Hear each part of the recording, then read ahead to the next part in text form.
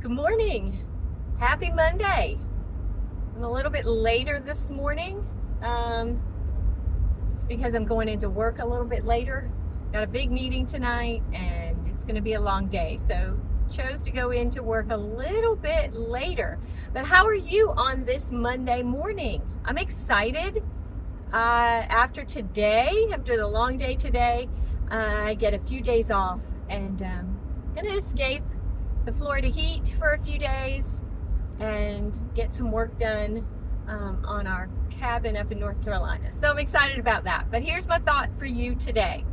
Have you ever been through something so dark and so difficult that you didn't think, or you don't think, that you are going to survive it?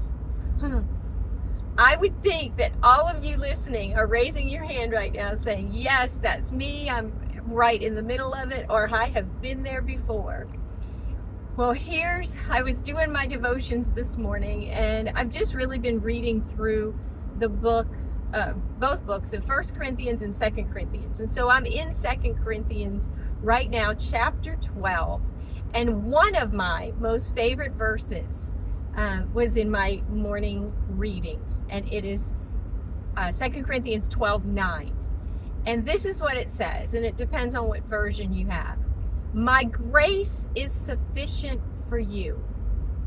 My power is made best in weakness. And what does that mean? Well, let me say this. A number of years ago, probably about 15 years ago now, I was walking through such a difficult situation that I really did not think that I was going to survive.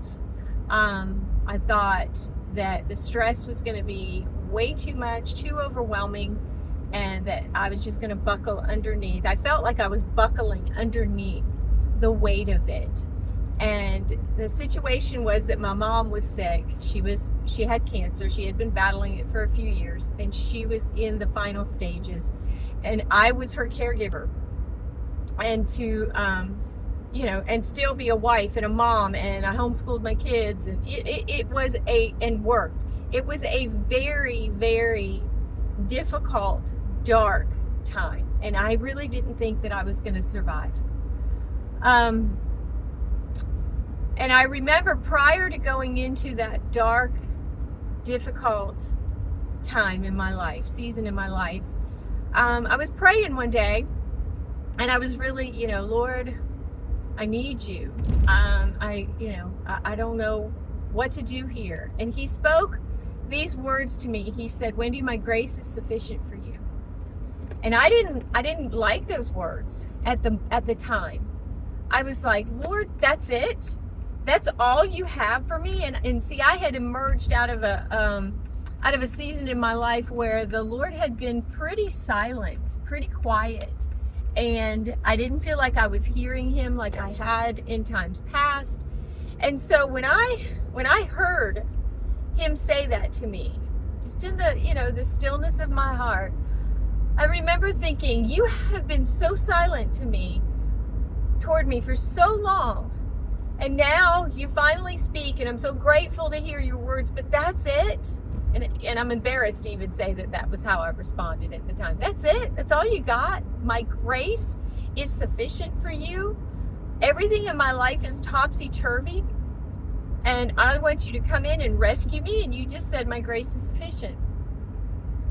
And I continued to walk through that period, and as time went on, the thought came into my mind. We all hear it, that God's never going to give you more than you can handle. And that's not biblical. That's not a scripture at all. It says he'll never tempt you more than you can handle. But it doesn't say that he'll never give you more than you can handle. But I remember that thought crossed my mind, and I said, Lord, you said you're not going to give me more than I can handle. And I was wrong. But I said, this is more than I can handle. And he also spoke to me and said, you can handle more than you think you can handle. Meaning with him by my side. I can't do it in my own strength, but with him. So, fast forward, my mom passed away. And it was probably about 6 months after. And it's 6 months of deep grief, hard grief.